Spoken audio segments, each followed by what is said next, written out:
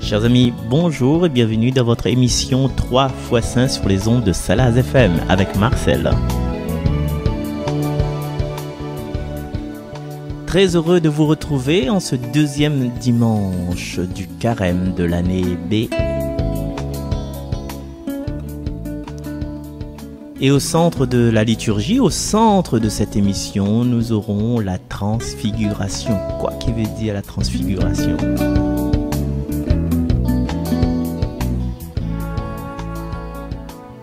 Eh bien, déjà dans le mot transfiguration, nous avons une histoire de lumière, d'éclat, de flash, de tout ça. C'est comme un changement d'un état à un autre état, un passage. Et ce passage-là, nous l'avons vu, Elissa, la fois dernière.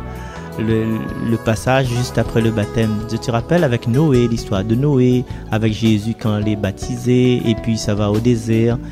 Ce changement, cette étape, après son 40 jours dans le désert, est tenté par Satan. Mais il y a quelque chose, nous l'avons oublié. Nous l'avons oublié de faire allusion au baptême qui sauve à nous maintenant. Et, comme on dit, rien ne se perd. Rien ne se perd. Juliette est là. Et la dernière fois, elle était prise par des comment dirais-je, des incidents techniques de ma part, bien sûr.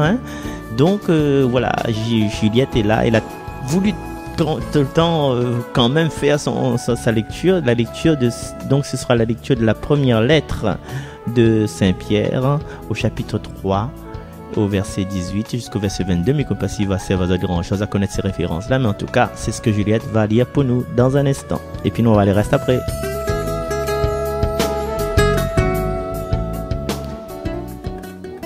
Lecture de la première lettre de Saint-Pierre apôtre.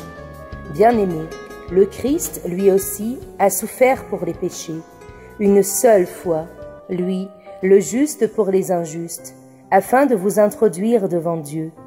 Il a été mis à mort dans la chair, mais vivifié dans l'esprit. C'est en lui qu'il est parti proclamer son message aux esprits qui étaient en captivité. Ceux-ci, jadis, avaient refusé d'obéir au temps où se prolongeait la patience de Dieu, quand Noé construisit l'arche dans laquelle un petit nombre, en tout 8 personnes, furent sauvées à travers l'eau. C'était une figure du baptême qui vous sauve maintenant. Le baptême ne purifie pas de souillure extérieure, mais il est l'engagement envers Dieu d'une conscience droite, et il sauve par la résurrection de Jésus-Christ, lui qui est à la droite de Dieu, après s'en être allé au ciel, lui à qui sont soumis les anges, ainsi que les souverainetés et les puissances. Parole du Seigneur. Nous rendons grâce à Dieu. Merci encore une fois, ma chère Juliette, d'avoir prêté ta belle voix, de proposer ta belle diction avec cette vie que nous retrouvons à travers ce message, cette force dans le message de Saint-Pierre apôtre qui a écrit ce passage. Et nous allons rester dans le système de deuxième lecture pour écouter un autre prophète. Non, pour écouter les écrits de notre prophète, même si lui aussi c'est un prophète de Salazie, à Elbourg là-bas. Donc lui, il va nous lire la lecture de ce dimanche-là, ce deuxième dimanche du carême. C'est la lettre aux Romains au chapitre 8. Et écoutez bien, puis on va revenir dessus. Merci à Ambroise, la première fois qu'il vient chez nous. Enfin, il était là seulement, il était là en discrétion, et le voilà chez nous, derrière le micro, et il va nous proposer cette lecture. Merci Ambroise. Lecture de la lettre de Saint Paul apôtre aux Romains. Frères, si Dieu est pour nous, qui sera contre nous? Il n'a pas épargné son propre Fils, mais il l'a livré pour nous tous. Comment pourrait-il avec lui ne pas nous donner tout? Qui accusera ce que Dieu a choisi? Dieu est celui qui rend juste. Alors, qui pourra condamner? Le Christ Jésus est mort, bien plus. Il est ressuscité. Il est à la droite de Dieu. Il intercède pour nous. Parole du Seigneur. Nous rendons grâce à Dieu. Merci mon cher Ambroise. Merci pour ta lecture, merci pour ta présence, merci pour tout ce que tu fais à Elbourg et puis dans les autres communautés également. Alors, si vous voulez bien, pas si vous voulez bien, mais que les autres les bien. un petit mot sur cette lecture de la lettre de Saint Paul apôtre aux Romains. Il est vrai que dans nos liturgies, nous n'avons point l'habitude de parler des deuxièmes lectures, ou bien de parler du psaume, par exemple. Et là, aujourd'hui, nous peut permettre à nous, puisqu'on a le temps, connaît les homélies des prêtres dans le cadre liturgique, c'est 10 minutes maximum, normalement. Mais après, quand nous les emportés par le flot de l'évangile, de l'évangélisation, nous le laisse à nous aller. Et puis, voilà, nous dissèque sur le cœur, parce que, comme il dit, c'est peut-être notre dernier carême que nous vivons en 2021. C'est peut-être la dernière fois que nous rencontrons quelqu'un, c'est peut-être la dernière fois que nous s'aboie le coup au bar là-bas. Justement, chaque instant, c'est peut-être la dernière fois. Et du coup, si c'est la dernière fois, si nous ne connaissons pas que ça arrive à nous après, nous donne tout l'amour que nous peut, tu vois. Nous donne tout l'amour, toute la présence, tout ce que nous avons envie de dire de bien à l'instant présent. Et du coup, c'est pour ça, voilà, ça passe un petit peu dessus cette phrase-là. Et la lecture, il commence en disant « Si Dieu est pour nous, qui sera contre nous ?» Et ça, c'est le verset 31b. Il veut dire qu'avant la 20, verset 31a. Et le verset 31a, tu connais pas à quoi il commence? Paul, il commence le verset 31 avec ce mot-là, cette question-là. Que dire de plus? Que dire de plus? Parce que le premier parti, il parle quand les hommes aiment Dieu, connaissance, voilà, il parle de l'amour de Dieu selon l'Esprit Saint qui intercède pour le fidèle. Dieu, il scrute les cœurs, tout ça. Ça, c'était avant. Mais que dire de plus? Il fallait qu'il manque un affaire dans son discours, dans cette lettre aux Romains. Et cette affaire qui manque, c'est la justice de Dieu où ça il est. Tu vois? Parce que si tu regardes bien ce petit passage-là, quand il parle dedans, il parle livré, épargné, condamné, voilà, à la droite de Dieu, tu vois, accusé. C'est comme un tribunal, tu vois. C'est comme l'humanité, le devant un tribunal, tu vois. Et l'humanité, il change son regard, plus que il connaît Dieu, plus que il connaît Jésus, il change son regard. Parce que dans l'Ancien Testament, là, il condamne pour rien, ouais, t'es maudit pour rien, tu vois. Mais là, en connaissant Jésus, mort et ressuscité, nous voit que il n'y a plus de condamnation, comme dit le chant. Il n'y a plus de condamnation, il n'y a plus d'emprisonnement.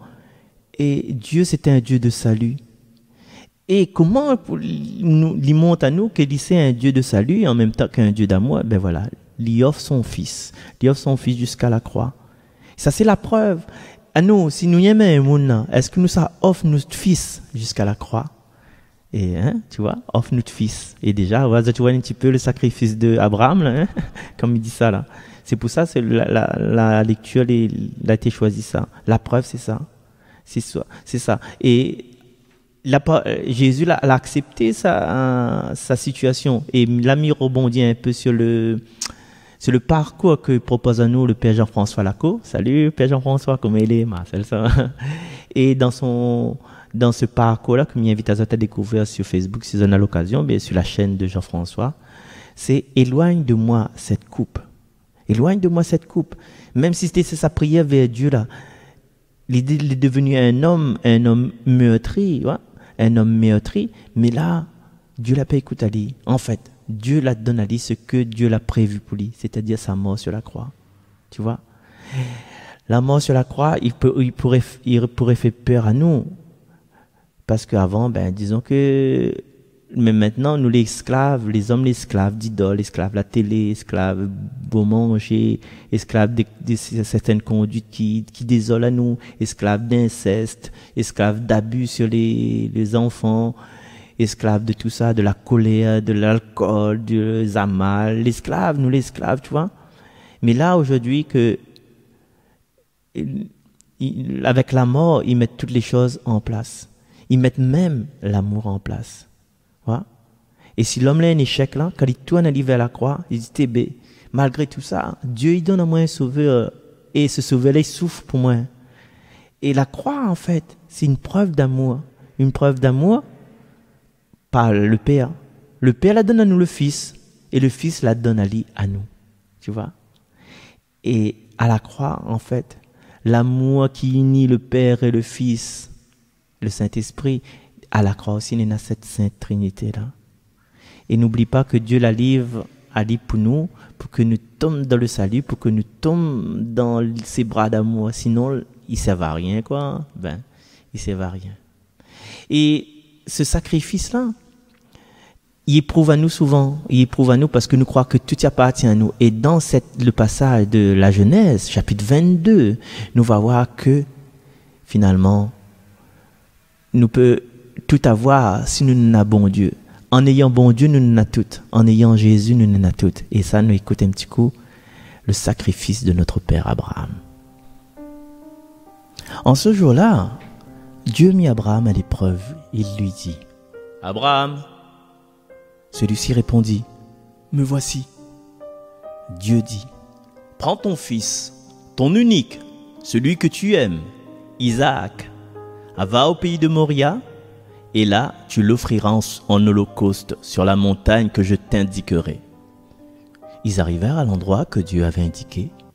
Abraham y bâtit l'autel et disposa le bois. Puis il lia son fils Isaac et le mit sur l'autel par-dessus le bois. Abraham étendit la main et saisit le couteau pour immoler son fils. Mais l'ange du Seigneur l'appela du haut du ciel et lui dit, « Abraham! Abraham !» Il répondit, « Me voici. » L'ange lui dit, « Ne porte pas la main sur le garçon, ne lui fais aucun mal. Je sais maintenant que tu crains Dieu. Tu ne m'as pas refusé ton fils, ton unique. » Abraham leva les yeux et vit un bélier retenu par les cornes dans un buisson. Il alla prendre le bélier et l'offrit en holocauste à la place de son fils. Du ciel, l'ange du Seigneur appela une seconde fois Abraham. Il déclara, « Je le jure par moi-même, l'oracle du Seigneur, parce que tu as fait cela, parce que tu ne m'as pas refusé ton fils, ton unique, je te comblerai de bénédictions. Je rendrai ta descendance aussi nombreuse que les étoiles du ciel et que le sable au bord de la mer. Et ta descendance occupera les places fortes de ses ennemis. Puisque tu as écouté ma voix, toutes les nations de la terre s'adresseront l'une à l'autre la bénédiction par le nom de ta descendance. » Parole du Seigneur. Voilà, chers amis, vous êtes là, fermez vos yeux pour imaginer que ça va se passer. Et comme il dit aux autres, en fait, et ça ne tu connais que dans l'Ancien Testament, il y a toujours un écho vers le Nouveau Testament. Et l'écho aujourd'hui, fils unique, le fils unique qui s'est immolé. Et dans ce passage-là, il dit pas. Mais dans le livre de la Genèse, là, chapitre 22, il précise que c'est Isaac qui porte le fagot que tu s'as servi pour être immolé. Comme Jésus la porte la croix qui s'est servi pour être immolé. Et là-dedans, en fait, dans ce passage-là, mais les duretés, vous connaissez Abraham, quand il a fait ses enfants, Isaac, là, il avait déjà Ismaël avant. Il a fait avec Agar, la servante de Sarah. Et Sarah m'y croit qu'elle avait 89 ans quand il était enceinte d'Isaac. Donc 89, l'autre avait 99 ans. Et ben elle attend longtemps la promesse de ce Seigneur-là. Le Seigneur a dit aux autres, oui, ben elle aura des enfants. Ah, mais il pense que, voilà, si nous rentrons dans la Genèse, 49 ans peut-être, 39 ans pour Sarah. Donc 39, elle nous fait 40 ans, 50 ans. 60 ans, et là, à 60 ans, tu crois, il croit encore la promesse de Dieu. 70 ans, il croit encore la promesse de Dieu. Tu dis, ben, Seigneur, là, l'autre fois, il a été pour déconner, il était pour casser nous les cuits, voilà. Et là, nous, Abraham, il continue à vivre comme ça, il dit, bon, ben, laisse tomber, quoi. Et puis, au chêne de Mambré, les 3 serviteurs, 3 passages, le Père, Fils, Saint-Esprit, l'image du Père, Fils, Saint-Esprit, les 3 anges, il vient où aller, il dit, ta femme aura un fils. Tout ça, le temps, là, mettez pour attendre là, ça gagne les enfants. Quoi? quoi. Sarah, il rit dans son plastron. L'ange, il dit, ben, que c'est fait à toi. Il dit, non, mais à Paris, il m'a dit que ça, ou la Paris, ou la rit. Mais dit, et l'ange, il dit comme ça, ben, écoute, un an jour pour jour, où va porter un enfant. Et voilà. Et le temps l'a passé, parce que Sarah, c'était la stérile. Le temps l'a passé, et il gagne un cadeau du ciel. Ou gagne un cadeau du ciel, ou gagne un enfant. Là, c'est le bon Dieu, en fin de compte, ça, mon garçon, ça, mon bon Dieu, ça, mon petit fils, ça, mon princesse. Mon princesse, moi la princesse. Pareil, Marie-Madeleine, te belle comme la reine. Et voilà que la chose le plus chère, le cadeau de Dieu, ben Dieu, ça reprend ça. Imagine à votre maman, vous avez un garçon, vous avez un enfant, le seul enfant que vous avez. Et bon Dieu dit, normalement, à moi, donne ça. Ben, rends à moi, prends un couteau, coupe son cou. Allez, allez, comme il molle, bon taureau, bon veau. Voilà, il fait un sacrifice avec lui. Mais ça, tu vois que dans ce passage-là, justement, Abraham, il dit pas rien, en fait. Est-ce que c'est la foi? Ouais, mais pense que c'est la foi. Est-ce que c'est la confiance? Est-ce qu'il connaît, un peu comme l'écrit dans le livre de Job, Dieu donne, Dieu reprend. Hein? Et Dieu l'a donné un petit peu, franchement, dans son langage que les traduit là, dit, prends ton fils. Ok, prends mon fils. Mais, ton unique. Mais Abraham, il connaît, c'est le seul fils que Menena. Celui que tu préfères, celui que tu aimes. Mais, bien sûr, Seigneur, il aime mon fils. C'est mon unique, c'est mon fils. Et il rajoute encore son nom, Isaac. Franchement, il est simple, hein? Prends ton fils, ton unique, celui que tu aimes. Isaac, va au pays du Moria, et là tu l'offriras en holocauste sur la montagne que je t'indiquerai. Montagne que je t'indiquerai, montagne. C'est un peu comme la colline du Calvaire, le Golgotha. Là, on est dans un fils unique. Issa est en holocauste. C'est la montagne du Golgotha. Dans cette situation, chers amis, nous les préjurés, dans moi, que ça veut dire, ça, Seigneur, arrête de déconner, là, dans moi, un trésor, là, on veut reprendre mon trésor. Voilà. Et le Seigneur pousse au bout, à bout. Imagine, chers amis, cher papa, Ambroise, imagine nous prendre le couteau, ou lève en l'air pour pique. Nous dit le mot, hein, pour pique aux enfants. Quel poids là-dessus, quel poids. Maman, elle fait grandir, tu joues peut-être ballon avec, tu joues PlayStation. Et voilà. Ou rappelle quand tu achètes de l'eau, de lait, lingette, tu prends une poussette, voilà, tu ça promener, tu ça marcher forain avec. Et aujourd'hui, où ça sacrifié Ali, quelle foi Abraham l'a eu?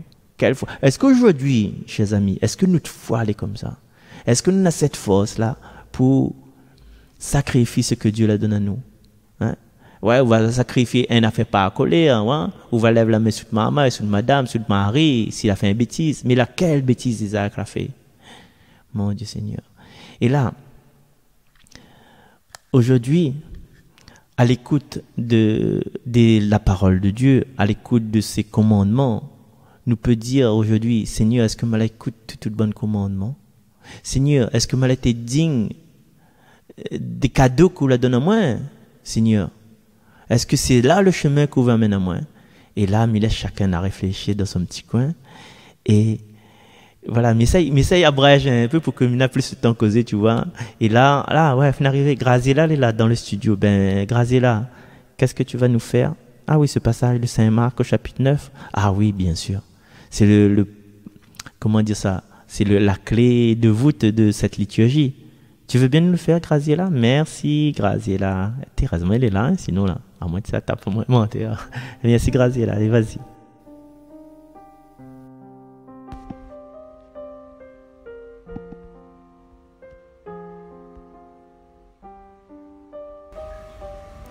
Évangile de Jésus-Christ selon saint Marc. En ce temps-là, Jésus prit avec lui Pierre, Jacques et Jean, et les emmena, eux seuls, à l'écart sur une haute montagne, et il fut transfiguré devant eux. Ses vêtements devinrent resplendissants, d'une blancheur telle que personne sur terre ne peut obtenir une blancheur pareille. Élie leur apparut avec Moïse, et tous deux s'entretenaient avec Jésus. Pierre alors prend la parole et dit à Jésus, « Rabbi, il est bon que nous soyons ici. Dressons donc 3 tentes, une pour toi, une pour Moïse et une pour Élie. » De fait, Pierre ne savait que dire, tant leur frayeur était grande. Survint une nuée qui les couvrit de son ombre, et de la nuée, une voix se fit entendre. « Celui-ci est mon fils bien-aimé, écoutez-le. » Soudain, regardant tout autour, ils ne virent plus que Jésus seul avec eux.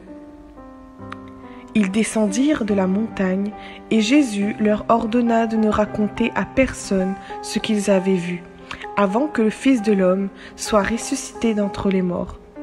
Et ils restèrent fermement attachés à cette parole, tout en se demandant entre eux ce que voulait dire « ressuscité d'entre les morts ». Acclamons la parole de Dieu. Louange à toi, Seigneur Jésus. Merci beaucoup, Graziella, d'avoir prêté ta voix à cette émission. Et n'hésite pas autour de toi, Graziella, parce que je sais que tu es une belle équipe de jeunes.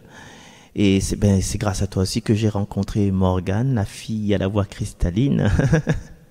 Donc n'hésite pas à solliciter tes jeunes pour faire les lectures, pour évangéliser à travers Radio Salaz FM dans cette émission 3 x 5. Ce serait un plaisir, je pense, hein, Cathy? Hein? Voilà, Cathy est d'accord. Voilà, ce serait un plaisir pour nous d'utiliser vos voix comme vecteur de cette espérance. Hein. Il faut pas avoir honte, comme il dit en fait. Hein. Il redit encore une fois, et il faut vraiment serrer la parole contre le cœur, parce que nous ne connaissons pas, peut-être c'est notre dernière intervention aujourd'hui, qui sait? J'espère, c'est pas ça, hein. Mais il faudrait que de temps en temps nous disions, peut-être que, voilà, aujourd'hui, on a cette possibilité de lire pour le peuple, de lire la parole, de transmettre la parole de Dieu pour le peuple. Pourquoi ne ferait pas? Non, voilà, on ne sera pas capable. Fais pas cause à moi souffler. D'autres affolés capables, mais c'est pas capable, hein. Bon, voilà. Jésus, il est avec Pierre, Jacques et Jean. Et souvent, les 3 personnages là, ils étaient avec Jésus. Pierre l'a reçu la clé du royaume. Et Pierre, écoute, il a renié Jésus en 3 fois avant que le coq ne chante. Jacques et Jean, les fils du tonnerre, cette yvette à la droite et à la gauche, hein, tu te rappelles? Jacques et Jean, les fils du tonnerre, mais pensez les fils du tonnerre, hein. Donc, voilà, les fils du tonnerre, et puis, sur la fin terrestre, il y a Jean au pied de la croix. Jacques, où ça l'a passé, mais seulement, voilà. Et puis, les 3 aussi, il la laisse un message, des épîtres de Pierre, épîtres de Jacques, épîtres de Jean, que les basés sur l'amour. Et elle a vécu avec Jésus, contrairement à Paul, qu'il a écrit des épîtres, mais elle n'a pas vécu ça avec Jésus. Pierre, Jacques et Jean, c'est les 3 personnages que l'a pas chez Jaïr, et c'est surtout les 3 personnages que l'accompagne Jésus au jardin de Gethsémani. Ce soir-là, ce soir de la passion, où Jésus l'a dit, Seigneur, éloigne cette coupe de mes lèvres, hein, Père Jean-François. Il revient toujours là-dessus. Un soir où la lune danse dans les arbres, un soir où la lumière de Dieu s'est éteinte, un soir de ténèbres, tu vois. Et là, nous vacillons entre la lumière et la ténèbre, puisque aujourd'hui, c'est quoi cette transfiguration? Au-dessus d'une montagne, à l'écart, sur une haute montagne. Il précise bien une haute montagne. Il n'a pas dit sur une montagne, mais sur une colline, c'est un escarpement, mais c'est un piton. Il a dit sur une haute montagne. Il dit même pas piton d'Anchin, il dit sur une haute montagne. Alors imagine le piton d'Anchin, imagine c'est encore plus haute montagne pour justement être plus près des cieux, un peu plus près des étoiles, pour justement pour ne pas avoir d'interférence entre la présence divine et le peuple en bas, quoi. Tu vois? Et Jésus les transfiguré devant Banna. La blancheur, une blancheur éclatante. Tu vois, même pas Homo, même pas Skip, même pas Bonix, même pas toutes les lessives qu'il peut avoir, Tripaxel. Il gagne pas à avoir cette blancheur, même pas avec le blé. Tu te rappelles, madame? Le blé longtemps, petit carré bleu, tu mets dans les bassines, après tu trempes linge dedans. Ah oui, ça tu rappelles. Moi aussi, m'y rappelle. C'est vrai, il a un certain âge, tu vois. Ben, il avait une publicité, il dit, dis donc, mais tu parles tout seul. Ouais, c'est la mousse de mousse, passe grain bleu, et maintenant, on enlève la saleté. Pax. Du coup, et ça, tu connais cette blancheur, cette lumière-là, ben, mais il est toujours à la recherche des personnes, hein, des personnes qui vont témoigner d'avoir rencontré cette blancheur, cette lumière à travers des extases, à travers des moments où ça l'a passé dans l'autre monde, des moments où ça a la champ de paradigme, où ça a la champ de fréquence, hein, des personnes que la frôle la mort, voilà, de cette blancheur-là. Et, mais ça dévoile à autres quelque chose là. Élie, pourquoi Moïse? Les vrais, la tradition dit oui, Élie c'était le plus grand des prophètes, Moïse c'était le précurseur de la loi, donc Jésus est au milieu de ces deux personnages, comme Jésus était au milieu des deux, L'Aaron, le jour de la crucifixion. Mais Élie, je te rappelle, comme un souffle fragile, quand Élie te veut voir Dieu, et que Dieu l'a dit, il arrivait, il avait l'orage, il avait la tempête, il avait le tremblement de terre, mais Dieu n'était pas dedans. Or, Dieu était dans le murmure d'une brise légère. Il veut dire que Élie la rencontre Dieu face à face. Et Moïse, pareil, parce que dans les Écritures, dit que Moïse s'entretenait avec Dieu comme on s'entretient avec un homme, face à face. Et Moïse, en fait, qui est monté sur le Sinaï, quand il est retourné, quand il avait les histoires de ce veau en or, là, tu te rappelles? Ben, Moïse était éclatant aussi, quoi. Et Élie aussi était éclatant. Les deux personnes la rencontrent le vrai visage de Dieu. Il est vrai que Élie, c'est les prophètes, Moïse, c'est la loi, mais les deux l'ont vu le visage de Dieu. Et comment les autres l'ont reconnu? Est-ce que tu as écrit une petite l'étiquette, t'écris Élie dessus, de l'autre côté Moïse? Non, c'est parce qu'en fin de compte, c'est la connaissance invisible que Pierre l'a dit, que voilà, c'était Élie et Moïse. Et dans cette extase, en fait, c'est une extase. Vous connaissez, la transfiguration n'a pas duré 5-6 heures, elle a duré un instant. Juste un instant. Et un instant, dans l'amour de Dieu, dans la vision béatifique, il suffit peu que nous rendions compte que nous les marqués à vie. Et bizarrement, c'est la frayeur, c'est l'incompréhension. Et Pierre dit n'importe quoi. Pas n'importe quoi. Il traduit son langage humain, quoi. À nos reste 3 tentes. Vous êtes les pas à 3, vous êtes les à 5. Pourquoi des 3 tentes de ça dehors, quoi? À 6 même. Non, oui, Pierre-Jacques et Jean, oui.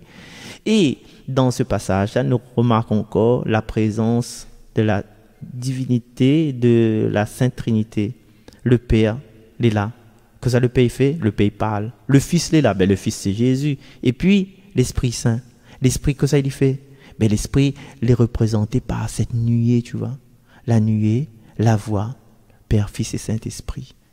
Et sûrement, à des moments dans notre vie, nous avons eu des mini-transfigurations, parce que la transfiguration est toujours mini. Hein. À un moment donné, notre visage a été illuminé, notre cœur a été illuminé quand quelqu'un a fait un petit baiser sur notre front, quand quelqu'un la donne à nous une place gratuite au cinéma, quand quelqu'un la casse le pain pour donner un morceau, quand quelqu'un a dit « Ou bien une affaire? Si ça, ou... » Voilà.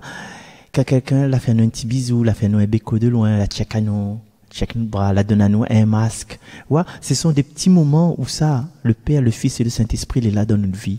Et aujourd'hui, pendant toute cette semaine, nous propose à nous de regarder vraiment quel moment le Seigneur la transfigure à nous.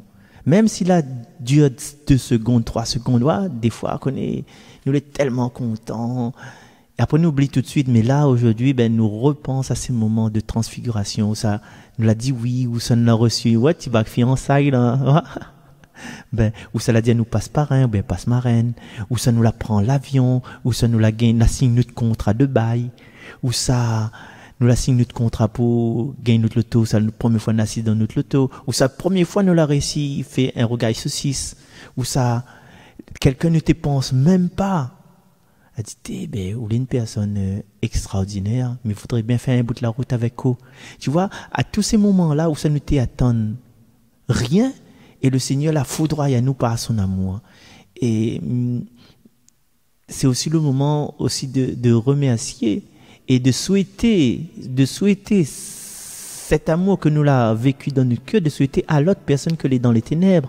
Ouais, c'est le moment de prier pour que tout le monde il puisse accueillir cet amour de Dieu, cet amour de fils unique, de fils bien-aimé. Et voilà.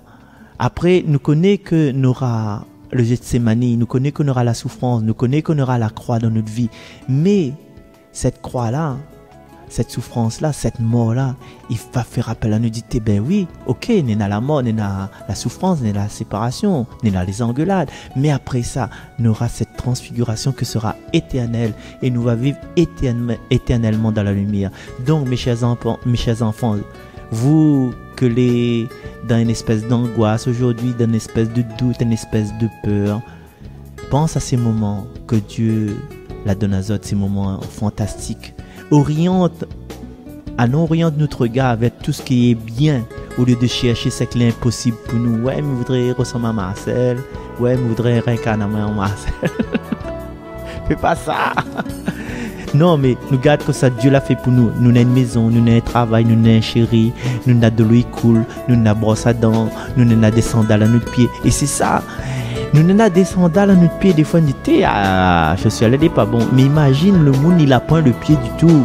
Tu vois, à nous remercier le Seigneur pour ça pendant toute cette semaine. Et moi, je me retrouve à nous la semaine prochaine. Bye bye.